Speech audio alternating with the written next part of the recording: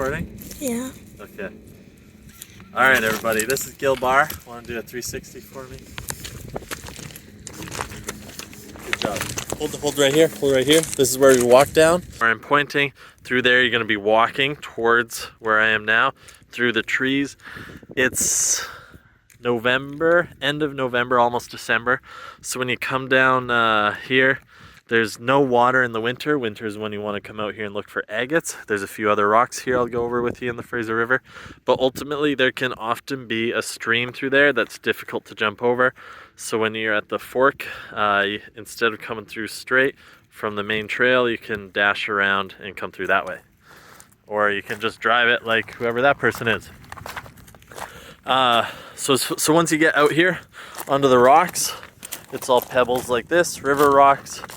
Of course, if you're looking for agates, see how our shadow is over here? That means we want to walk away from our shadow towards the sun, and we should see them glow as we walk. So that's how you find the agates. There's things like wish stones, like this one.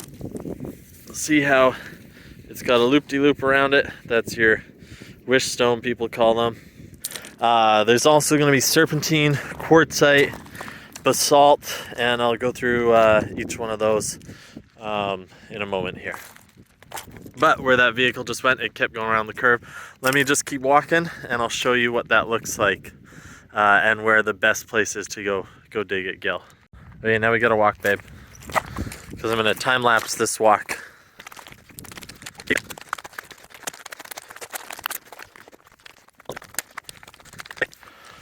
Let me explain this to you.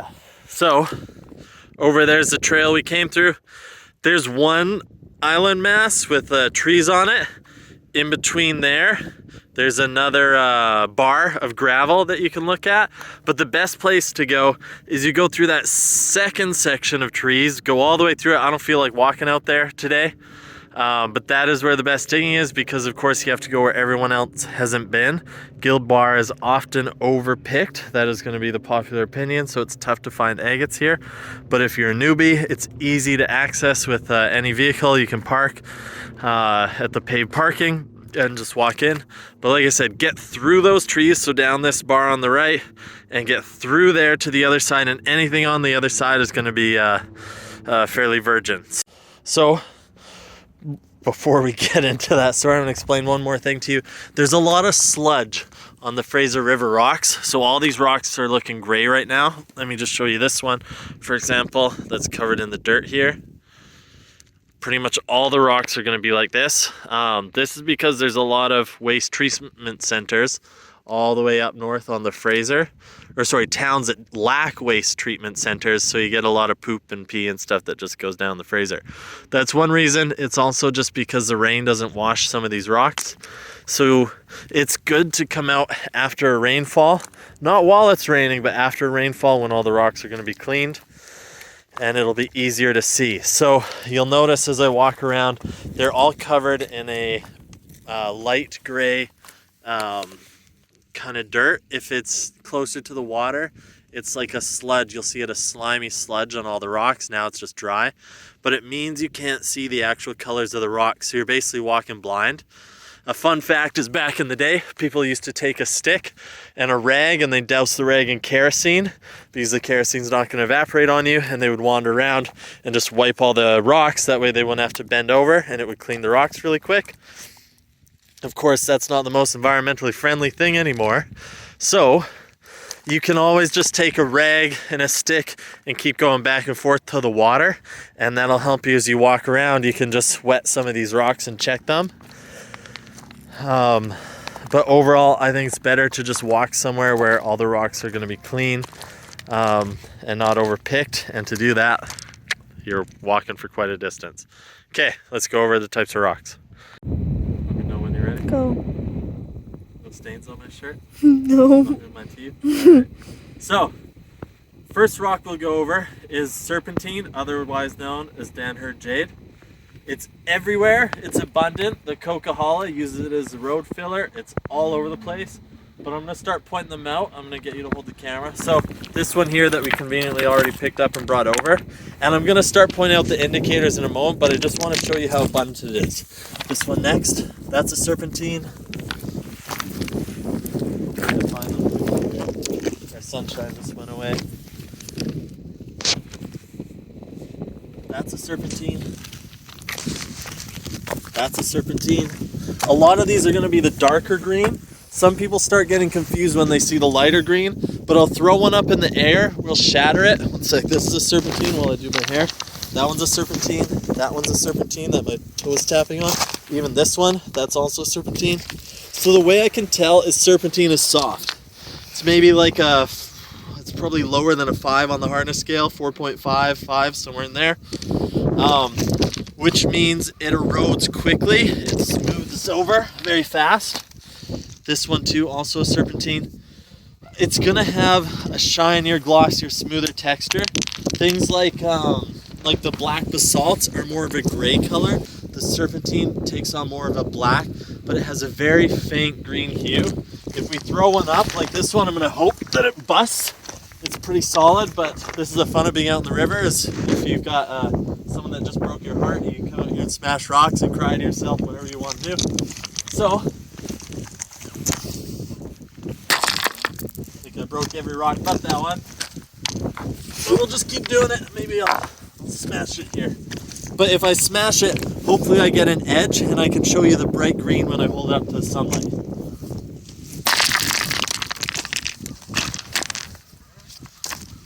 Watch your eyes, baby. Serpentine, being an actinolite, is not going to want to break because it's a fibrous stone. Asbestos turns to serpentine, serpentine to jade. Of course, once it's bound like this, it's not asbestos anymore. Asbestos will look like my beard. It'll have friable fibers coming off it. This one does not, obviously, so it's totally safe. It's just in the same family, right? Might have to do this a few times. Bear with me.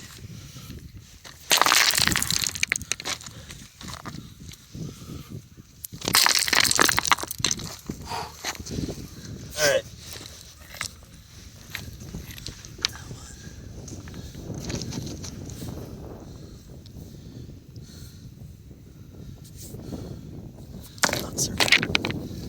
Oh, we broke it. All right. Where's my other part? I wasn't looking, but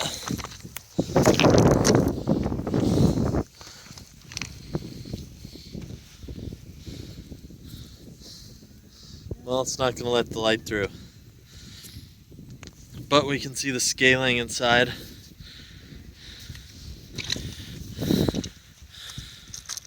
How do I explain this? I need a better quality piece. That one's not going to let the light through. A little bit maybe. Right on the edge? No. There's no light getting through that one. We'll edit this out. Serpentine. Here's the slickness. Alright, you still filming? Mm-hmm. Okay. So this one broke. It's too dense, too dark.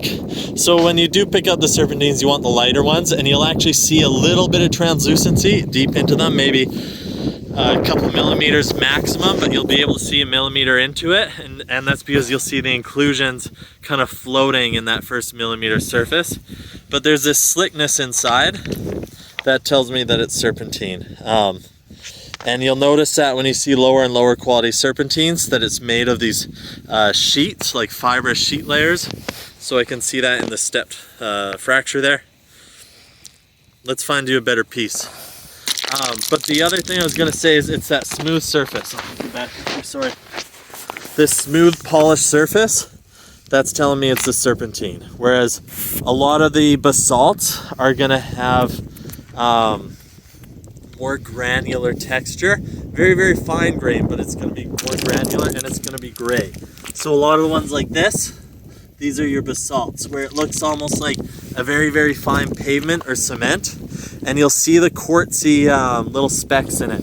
So there's little sparkles of quartz in there. There's more divots taking place, and it doesn't have that slick polish that the softer stones get. Maybe a serp, let's see. That one's a serpentine, but it's super low grade. So serpentine is everywhere. A lot of people just generally don't notice it because they're not looking for that texture and that luster difference. Right here, here's another serpentine. Again, we can see the green hue on it. There are other green rocks. There's also green basalt. Let's see in the light. I don't know if that's going to come through on the camera. Should I walk it over to the water or just spit? There we go. Save ourselves the trip. So, here, touch that for me. Touch that now. I don't want it. All right, anyway. That one's a serpentine as well. So it's everywhere. Let's find a good quality piece though. There's certain areas on the river that are better. Like I said, you gotta walk to places other people haven't walked. So we're gonna go ahead and just do that to do a good video. But before I do that, because I'm standing here and we can see all these rocks, there's not the goop on them. You're gonna have things that we call conglomerates, like pudding stones, like this one here, where you'll see the various rocks inside of it. Let's get a close-up of that. So we call these pudding stones conglomerates. There's types of pudding stone that are a lot better and known to lapidaries that they'll cut, but this is a type where basically, I don't know how it forms. To be honest, I'm not gonna lie to you, I don't know how that one forms. It's either sedimentary and those rocks get caught up inside and bound, or it's gonna be brecciated pieces, like let's say when a scar, like a lava's flowing and pieces break off and kind of fall inside of it. You got things like this, which are similar to the flower stones that you see on Texada Island. Actually, I think that is a flower stone. There you go. So flower stone and chrysanthemum stone are actually two very different things. They are not the same in any way, shape, or form. This is a porphyry jasper, which is it's essentially basalt with sunstone in it. I don't know why they call it porphyry jasper. Maybe I'm just calling it that, but it's porphyry stone. But think of it like little chips of sunstone inside of basalt, whereas a chrysanthemum stone is an entirely different thing.